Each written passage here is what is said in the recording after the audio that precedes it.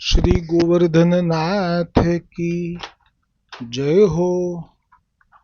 श्री गोकुल नाथ जी विरचित श्री हरिराय जी महाप्रभु जी प्रणीत 252 वैष्णवन की वार्ता में वार्ता क्रमांक 93 जो अधूरो હતો, जो 3 तुम्बा वालो वैष्णव ब्राह्मण, जो कल प्रसंग यहाँ तक आयो હતો। जो ये 3 तुम्बा वाले वैष्णव ने जब वो मर्यादी वैष्णव के यहाँ महाप्रसाद लियो, रात्रि को सोयो, तब जाके प्रसन्न होयो, कहो कि तू कछु माग। तब ई वैष्णव ने कहो मुझको कछु न चाहिए, सब गुसाई जी की कृपा ते अनुकूल है, पर कहो नहीं तू माग, मैं कछु तो को दे के ही जाऊंगो। तब उनकी स्त्री से पूछो, स्त्री ने कहो जो अपने राजा को एक पुत्र मांगो, राजा वृद्ध भयो है, पुत्र नहीं है, अच्छो राजा बने तो हमको सेवा में सुख रहे। तब जाके कहो एक पुत्र होवे, ऐसो मांग्यो। तब ही विरक्त ने कहो एक कहा 4 पुत्र होंगे। तब या ने कहो जो राजा विरक्त वैष्णव तो हाँ गाम के राजा को एक बेटा हो तो आछो है। तब वैष्णव प्रसन्न होई के कहो एक कहा 4 बेटा होएगे, ऐसे कही के विरक्त वैष्णव तो विदा होई के गयो। पाछे वह ब्राह्मण महाप्रसाद लेके राजा को जाई के आशीर्वाद कियो। पाछे राजा सो कहो जो राजा बधाई है। એટલે જો આ બ્રાહ્મણનો મહિમા કેવો હતો એ સમયે કે બ્રાહ્મણ રાજા પાસે જાય એટલે રાજા પણ એવું ઈચ્છે કે આ બ્રાહ્મણ આવ્યો છે ને, ભૂદેવ આવ્યા છે ને, તો અમને આશીર્વાદ આપીને જજો હો। એટલે રાજાઓ પણ ભૂદેવોનું મહત્વ રાખતા, મહિમા રાખતા। આજે તો લગ્નની અંદર ફોટોગ્રાફર આવે તો એનો મહિમા વધી જાય, પણ પેલો લગ્ન કરાવવા આવ્યો છે વેદોક્ત મંત્રથી એને તુષ્કારે, એટલે આ વિપરીત કહેવાય અત્યારનો સમય। આ રાજાને પણ આશીર્વાદ આપ્યા જઈને બ્રાહ્મણે, આ વૈષ્ણવ બ્રાહ્મણે। एक कहा 4 बेटा होगे, राजा सो कहो राजा बधाई है, तिहारे 4 बेटा होई गे। तब राजा हस्यो, केम के राजा ने विश्वास नहीं। हमने पेलो शिवजी नो भक्त आयो तो 500 रुपया नो यज्ञ कर्यो तो जे ए भाई वारुणी यज्ञ, तो ये कशु ना थयुं। और कहो जो मैं हूँ कछुक दिन में मरूंगो। हवे राजा ने अंदर जे विश्वास से निराशा जे व्यापी गई है, ये कहे छे कि बस हमें हूँ थोड़ा दिवस में तो मरवानो छूँ, मेरे दांत हूँ टूट चुके हैं, क्योंकि जो मारा बोड़ा में दांते नहीं, बोखो थई गयो छूँ, गरडो हतो। तू कहे तो 4 बेटा होएंगे, तू कहे कि 4 बेटा होएंगे। तब याने कहो जो राजा विश्वास राखिए, मेरे घर वैष्णव कही गयो है, ताते तेरे सर्वथा पुत्र 4 होइगे। तब इन कहो जो आछो होइगे तो हम नाही कब कहत है। કે ભલે એ વિશ્વાસ નથી એને, પણ હવે એને જવાબ તો આપવો પડે ને। આટલો વિશ્વાસ સાથે જેમ પેલો આવ્યો હતો ને શિવજીનો ભક્ત, એટલા વિશ્વાસથી આ પણ આવ્યો છે, એટલે કે સારું ત્યારે ભલે તું કહે છે તો સારી વાત છે, અમે શું કરવા ના પાડીએ એમ। तब ब्राह्मण आशीर्वाद दे के आयो, पाछे 4 रानीन को गर्भ रहो। तब राजा ने कहो जो वह ब्राह्मण के वचन सत्य हो तो दिशत है। पाछे समय भय राजा ने 4 पुत्र, राजा के 4 पुत्र भय, सो राजा को बड़ो आनंद भयो। नौबत खाना હવે જો રાજાને ત્યાં બાળક આવે ને તો ધૂમધામ થાય અને બધું વાગે, વાજિંત્રો વાગે। नौबत खाना बाजन लाग्यो। तब वह शिव के उपासक ब्राह्मण ने पूछ्यो आजू राजा के घर कहाँ उत्सव है जो नौबत बाजत है। तब सबन कहो जो राजा के 4 पुत्र भय है, ताते राजा को बड़ो आनंद है गयो, सो नौबत खाना बाजत है। तब वह ब्राह्मण अपने मन में विचारे कियो जो मोको महादेव जी पुत्र की ना कही हती, जो श्री ठाकुर जी हूँ पुत्र की ना कही हती, सो मोको राजा के सामने जूठो करायो હજી એને ઈગો એટલે અહંકાર તો એવો છે કે હજી એમ જ થાય કે શિવજીએ અને ઠાકોરજીએ મને તો રાજાની સામે ખોટો ઠરાયો ને. હવે રાજા મોટો કે ભગવાન મોટા, પણ આના મનમાં એમ જ છે કે રાજાની સામે મને ખોટો કરાયો એમ. આતે મેં અબ મહાદેવ કે ઉપર મરુંગો. બ્રાહ્મણોને આવું બહુ જલ્દી થાય કે હું મરું એટલે એમને હત્યા લાગે, એટલે એની બી એમને અંદરથી શાંતિ મળે કે જો મારી હત્યા એમને લાગી. ताते अब महादेव के ऊपर मरूंगो. पाछे एक तलवार लेके महादेव जी के मंदिर में गयो.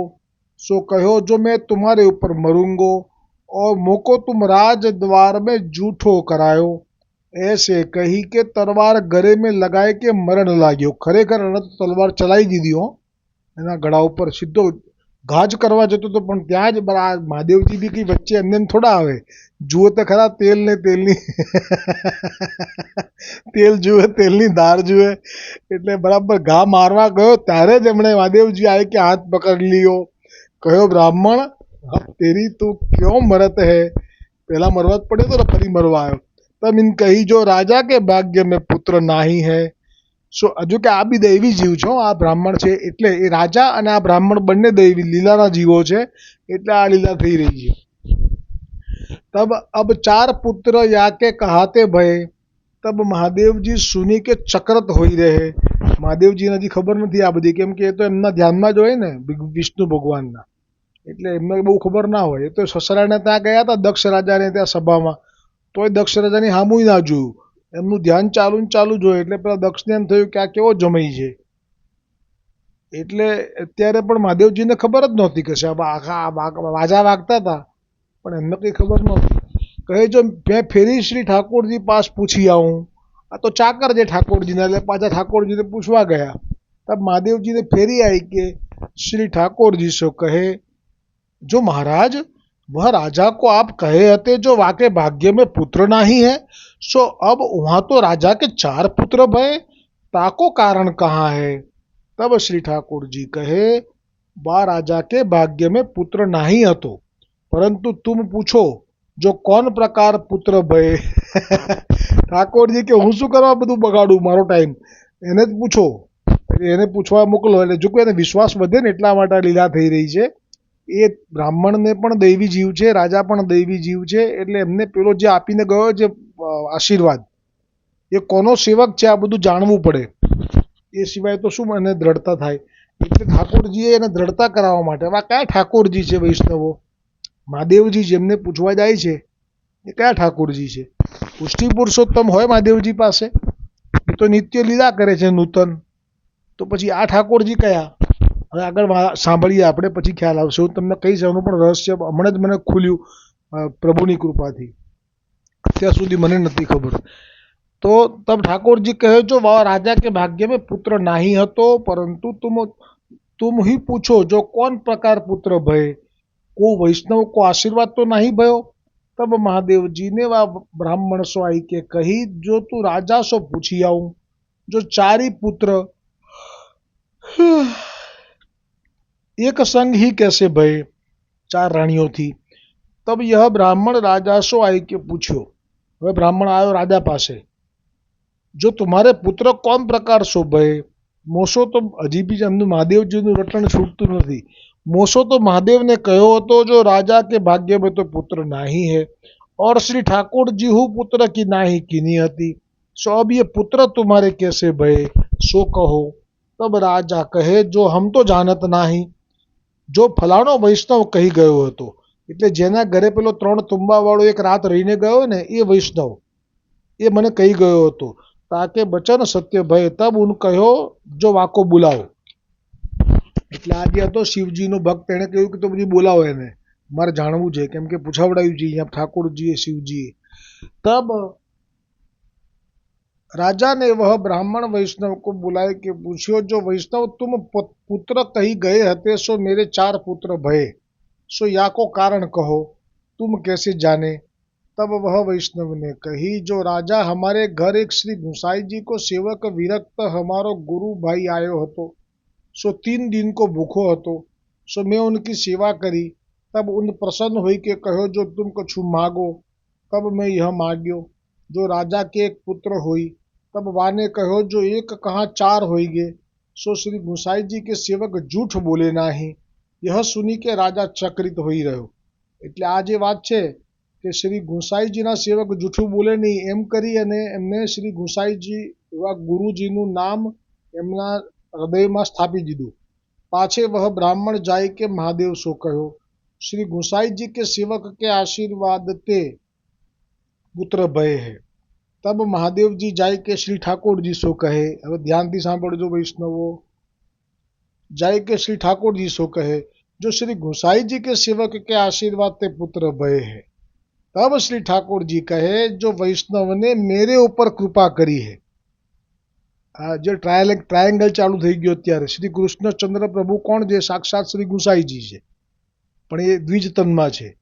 અત્યારે શિવજીએ જે પૂછ્યું છે કોણ છે? તો એ આ બ્રહ્માંડના વિષ્ણુ છે, એમને પૂછ્યું છે। હવે આ બ્રહ્માંડના વિષ્ણુએ કહ્યું કે જો શ્રી ગુસાઈજીના સેવકના આશીર્વાદથી પુત્ર થયો છે।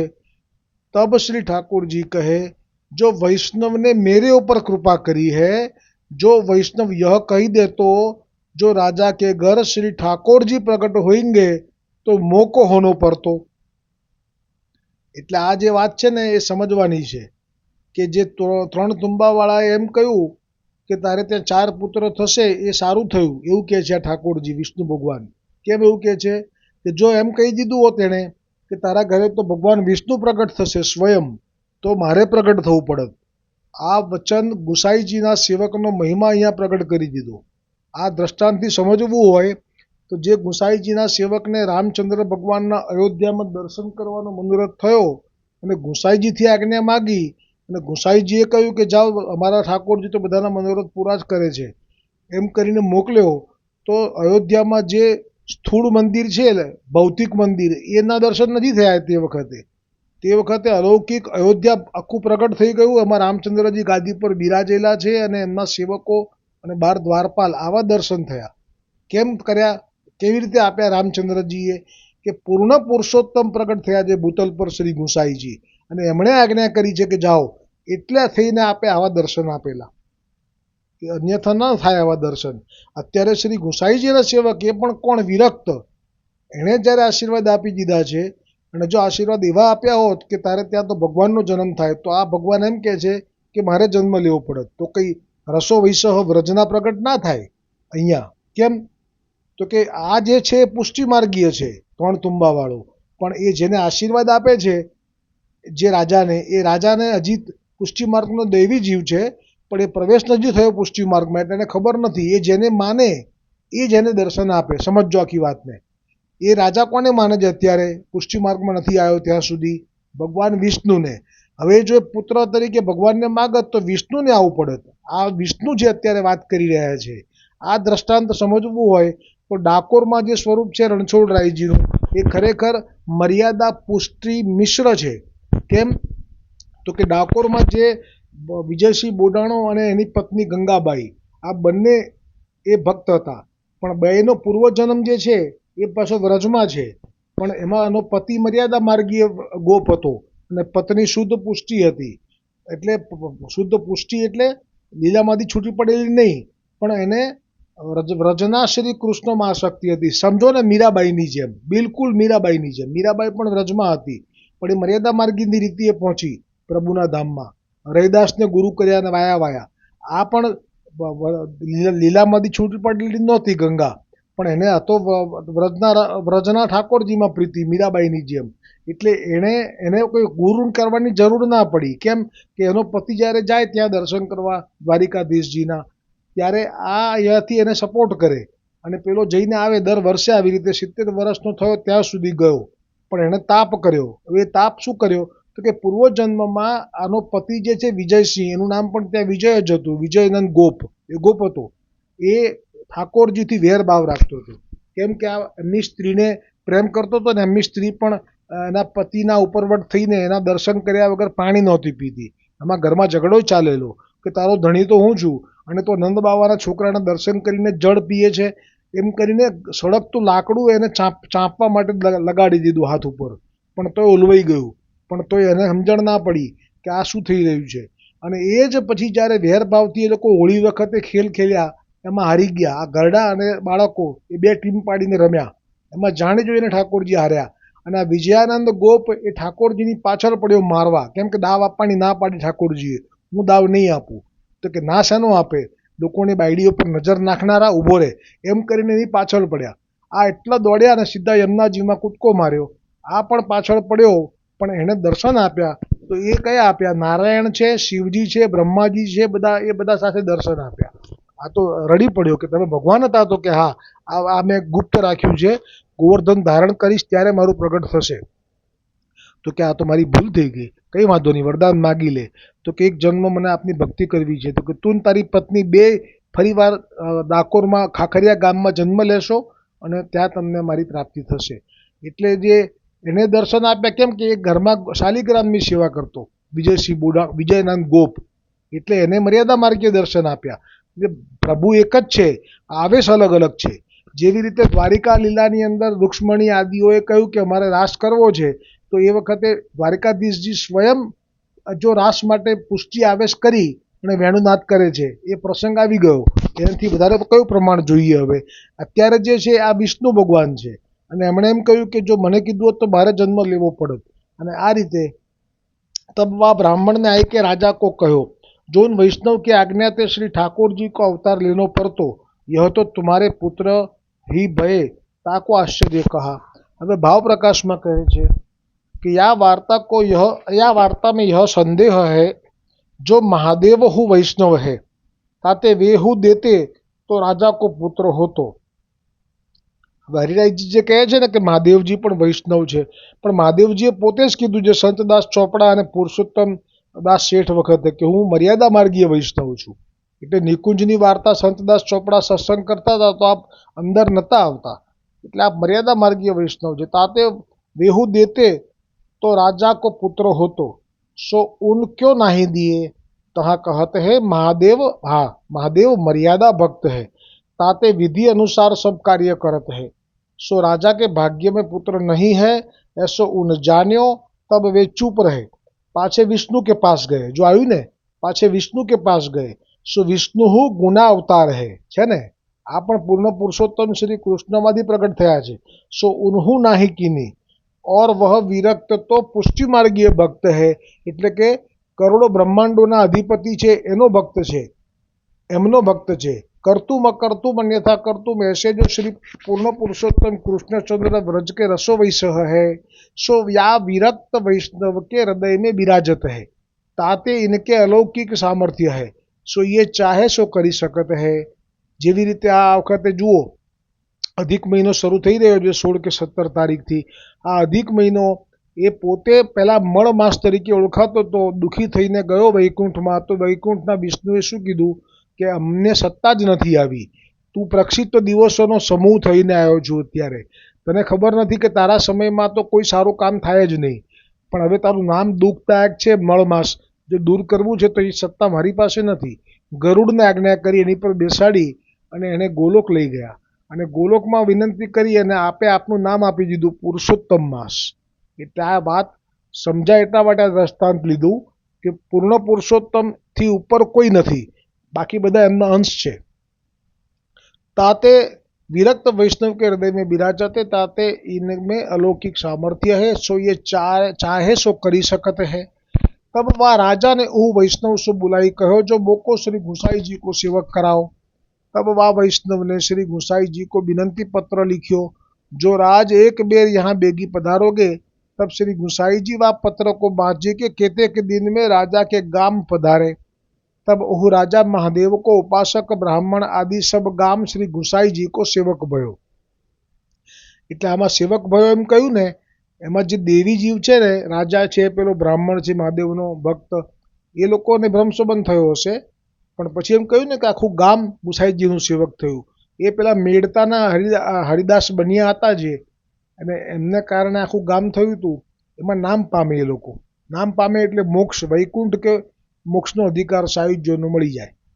આજની તારીખમાં પણ જે વૈષ્ણવના ઘરમાં એમ લાગે કે આ દેવી જીવ નથી, પણ છતાંય જો નામ પમાડી દો તમે આવીને વલ્લભ પાસે, વલ્લભકુલ બાલક પાસે, તો એનો ઉદ્ધાર નિશ્ચિત છે. કેમ કે આપના વલ્લભકુલ બાલકની અંદર પણ મહાપ્રભુજીનો અંશ આપે જ સ્થાપેલું છે, સ્વવંશ સ્થापित स्व महात्मा કરીને 64મું નામ।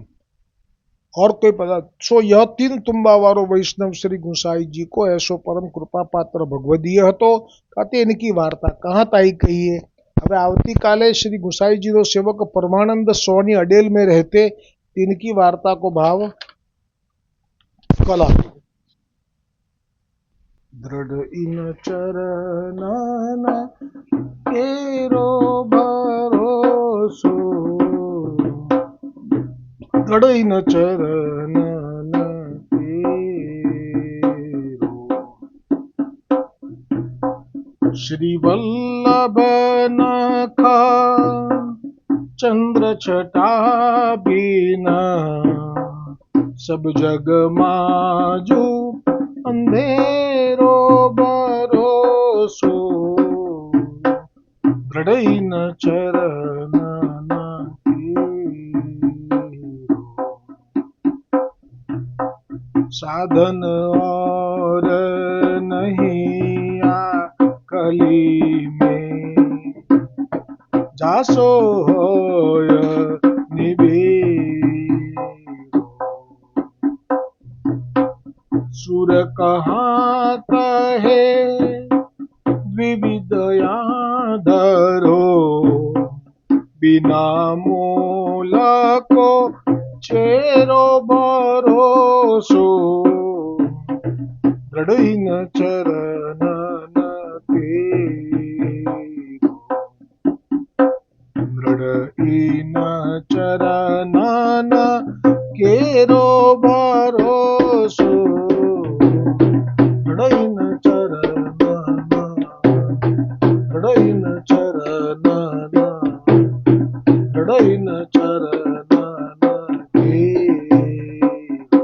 श्री गोवर्धन नाथ की जय, श्री वल्लभाधीश की जय, श्री गुसाई जी परम दयाल की जय, श्याम सुंदर श्री यमुने महारानी जी की जय, वल्लभ कुल परिवार की जय, अपने अपने गुरुदेव की जय।